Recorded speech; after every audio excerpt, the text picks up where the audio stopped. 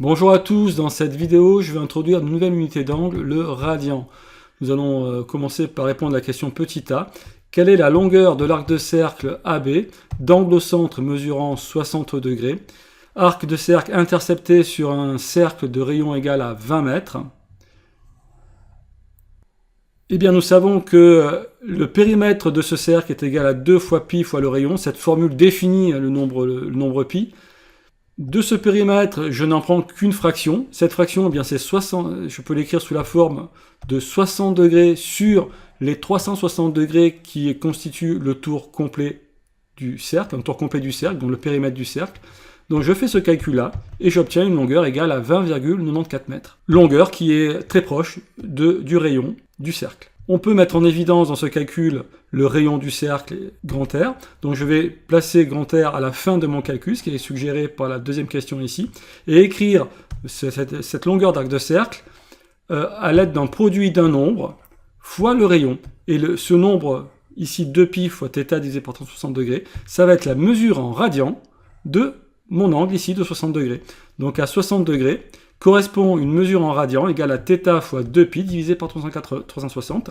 Ce ratio ici, c'est ce qu'on peut appeler le facteur de conversion, que l'on simplifie en général en pi divisé par 180. Pi radian divisé par 180 degrés. Pi radian, ben c'est la longueur, ça va être la mesure de l'angle plat.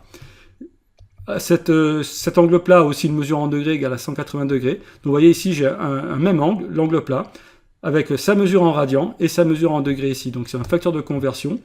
En fait, on a deux mesures exprimées dans des unités différentes du même grandeur, de même angle, en fait, l'angle plat. Voilà, donc il est important de retenir que la longueur d'un arc de cercle est tout simplement égale à la mesure en radian de l'angle qui intercepte cet arc de cercle, multiplié par le rayon du cercle.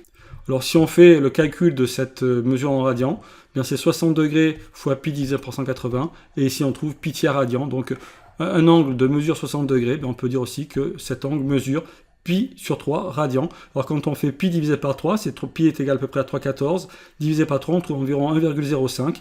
Et donc la longueur de l'arc de cercle ici est égale à 1,05, c'est-à-dire pi sur 3, donc le rapprocher de pi sur 3, 1,05 fois le rayon. C'est bien ce que l'on a ici. Voilà, donc une nouvelle unité de mesure, intéressante. Pourquoi? Parce qu'elle permet de très rapidement calculer des longueurs d'arc de cercle en simplement multipliant la mesure en radian par le rayon du cercle. Alors évidemment, quand on est sur le cercle trigonométrique, le rayon est égal à 1. Donc un même nombre permet de mesurer à la fois en radian l'angle et permet de mesurer également dans l'unité de longueur utilisée l'arc de cercle. En fait, quand on prend un rayon égal à 1, ça veut dire que l'unité de longueur est représentée par le rayon du cercle, tout simplement. Donc quand on est sur un cercle trigonométrique, l'unité de longueur, c'est le rayon du cercle, et bien la longueur ici, petit l, est tout simplement égale à la mesure en radian de l'angle fois l'unité de longueur ici, donc fois 1. Si c'est 1 mètre, c'est fois 1 mètre.